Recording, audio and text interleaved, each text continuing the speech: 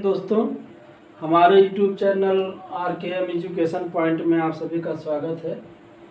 चलिए कुछ आज हम देखते हैं TGT, PGT या JEE मेंस या NDA, थोड़ा सा हायर लेवल मैथमेटिक्स देखते हैं जो खासकर TGT, PGT के लिए इम्पोर्टेंट है या इस टाइप के जो भी एग्ज़ाम होते हैं उनमें से ज़रूर आते हैं।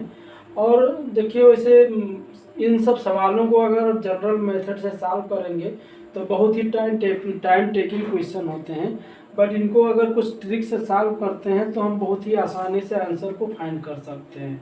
तो मैं एक ट्रिक आपको बताऊंगा और वो ट्रिक आप ट्रिग्नोमेट्री फंक्शन में कहीं भी लगा सकते हैं, सारे क्वेश्चन पे लगाया जा सकता है। बस थोड़ा सा ध्यान देना है लगाते समय, जो अभी सवालों में क्लियर हो जाएगा। चलिए शुरू करते हैं। और देखिए यहाँ सवाल करने का कोई जगह नहीं छोड़े हैं, बट इतने में ही सारे सवाल लगभग हो जाएंगे, या जगह मिलेगी तो मिटाते जाएंगे, जगह की ज़रूरत पड़ेगी तो। चलो शुरू करते हैं बिना कुछ किए। देखो यहाँ क्वेश्चन यह है कि tan inverse x upon y plus tan inverse x plus y upon x minus y, इसकी वैल्यू पूछ रहा है, इनमें से क्या होगा। ठीक, तो वैसे अगर हम tan inverse x plus tan inverse y का फार्मूला दें तो थोड़ा सा बिल्कुल लंबी हो जाएगा, आएगा आंसर बट लंबा हो जाएगा। तो कंपटीशन में मेन ये होता है कि आपका समय भी बचे और क्वेश्चन भी सॉल्व हो जाए। तो इन दोनों के उद्देश्य से मैंने ये वीडियो बनाया है। तो प्लीज़ अच्छा, मेरा वीडियो लगभग ये ट्रिक का ही रहता है, खासकर TGT, PGT बच्चों के लिए बहुत ही इम्पोर्टेंट होता है, तो वो ज़रूर प्लीज़ देखा करें, चैनल को सब्सक्राइब भी कर लें। और जो इंटर 12th के बच्चे हैं 12 स्टैंडर्ड के, वो भी देखा करें, उनको भी लाभ मिलेगा। ठीक, और 9th 10th का वीडियो पढ़ता है उसकी भी वीडियो पढ़ती रहती है, बट ये सब इम्पोर्टेंट होते हैं। तो इसको चलिए शुरू करते हैं। तो यहाँ पे देखिए एक ट्रिक हम बता रहे हैं आपको, इनवर्स ट्रिग्नोमेट्रिक फंक्शन में कहीं भी या x और y को 0 मान लीजिए या 1 मान लीजिए, कहीं भी, और सॉल्व करिए। क्योंकि कोई बाउंडेशन यहाँ देखो जैसे ये दे रखा है, तो ये जो वैल्यू होता है x y के प्रत्येक वैल्यू के लिए सेटिस्फाइड होना चाहिए। तो एक छोटी वैल्यू अपने हिसाब से मान लीजिए और क्वेश्चन को सॉल्व कर लीजिए।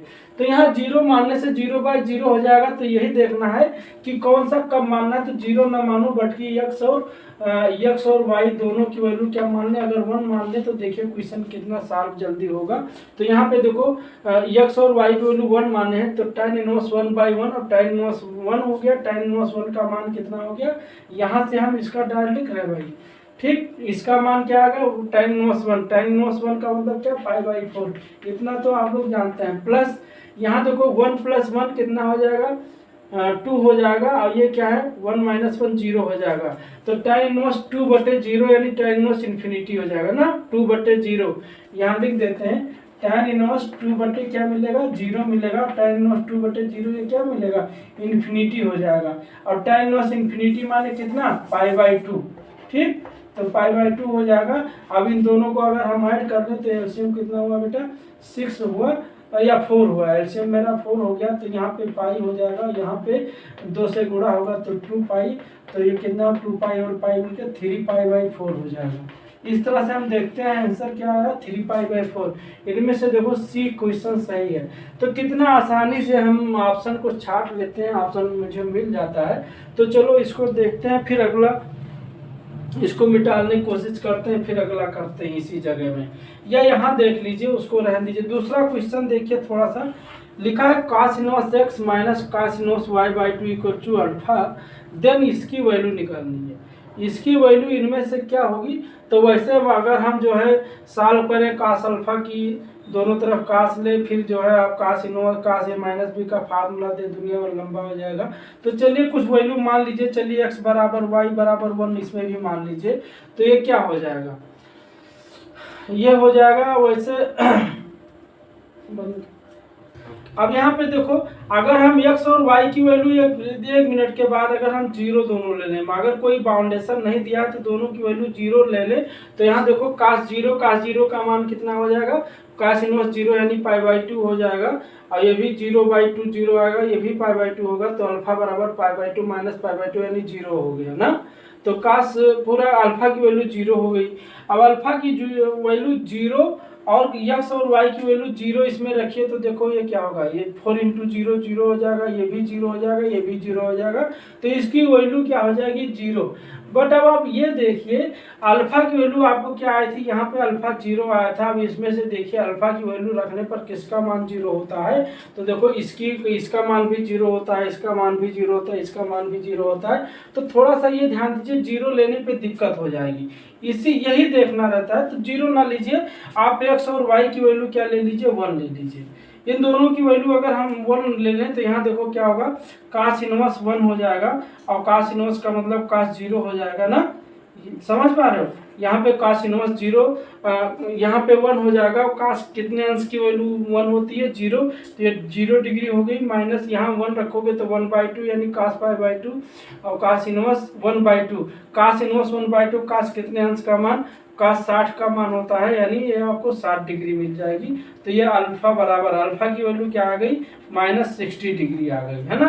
अब देखो अल्फा की वैल्यू आप -60 इसमें रखो और इसका मान देखो क्या आता है, और एक्स वाई की वैल्यू 1 लिए हैं जानते हो, तो ये 4 1 जा 4 हो जाएगा, -4 गुणे 4, और कास अल्फा कास माइनस थीटा कास थीटा यानी कास 60 हो जाएगा।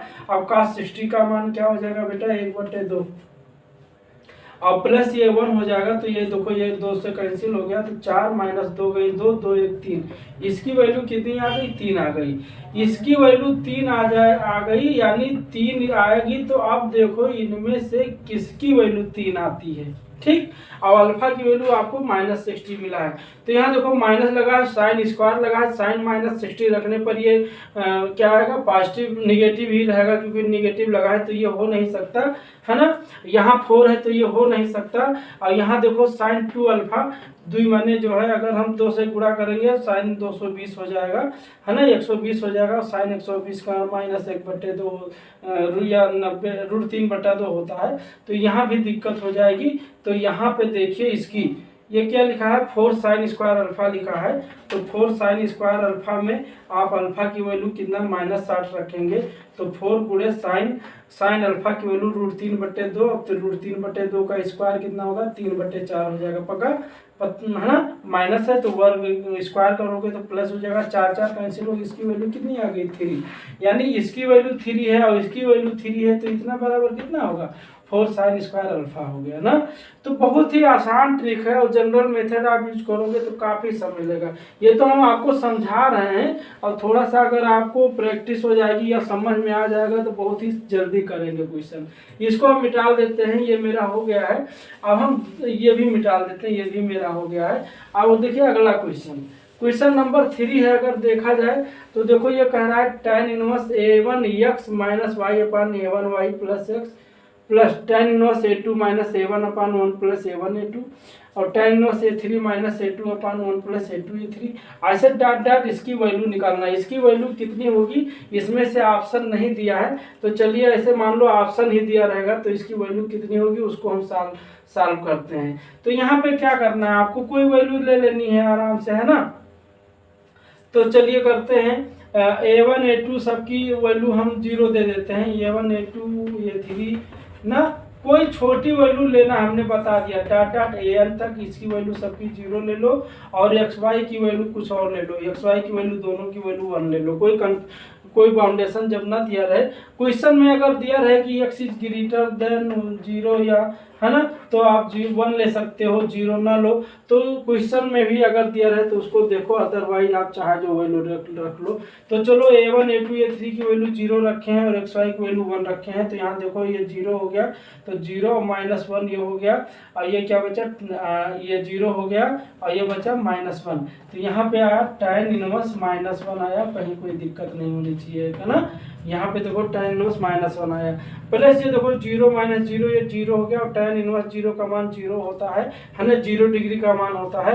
ऐसे ये 0 हो जाएगा, ऐसे ये 0 हो जाएगा, लास्ट में आपको देखो क्या मिलेगा, +0 सब होता जाएगा, प्लस क्या आएगा tan इनवर्स 1/0, और 1/0 का मतलब ये इन्फिनिटी हो गया, और tan इनवर्स इन्फिनिटी की यानी कितने वैल्यू π/2 90 की होती है, तो ये π/2 हो गया, है ना।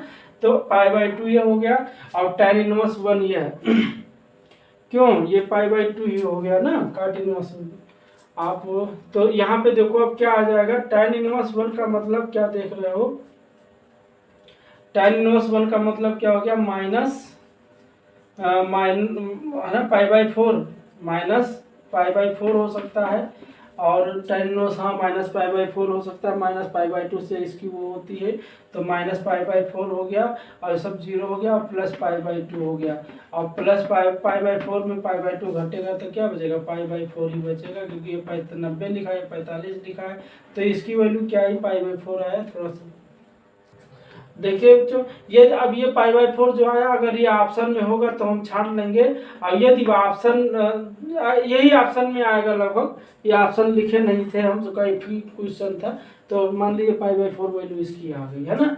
तो यहाँ पे अब क्वेश्चन अगला हम देखते हैं, क्वेश्चन नंबर 4। देखिए लिखा है tan inverse x upon y minus tan inverse x minus y upon x plus y, इसकी वैल्यू निकालनी है, इनमें से दिया हुआ है। तो आप हाँ बता चुके हैं हम कि क्या छोटी वैल्यू ले लीजिए, तो x बराबर वाई बराबर 1 ले लीजिए, क्योंकि जीरो लेने पर ये 0/0 हो जा रहा था, तो थोड़ी सी दिक्कत होती थी। तो यहाँ देखो tan इनवर्स 1/1, और 1/1 माने क्या 1 हो जाएगा, यानी ये π/4 आ जाएगा, फिर माइनस यहाँ देखो 1 - 1 0 हो गया, 0 बटे कुछ भी 0 हो जाएगा, तो ये 0 हो जाएगा सीधा, क्योंकि tan इनवर्स 0 और tan 0 का मान 0 होता है, तो 0 हो जाएगा, सीधा क्या आएगा π/4। कहीं कोई दिक्कत नहीं होनी चाहिए, बिल्कुल शॉर्ट फॉर्म में आराम से सॉल्व कर लीजिए, कितने आसान है। अब चलिए चलते हैं अगला वीडियो और इसको देखिए।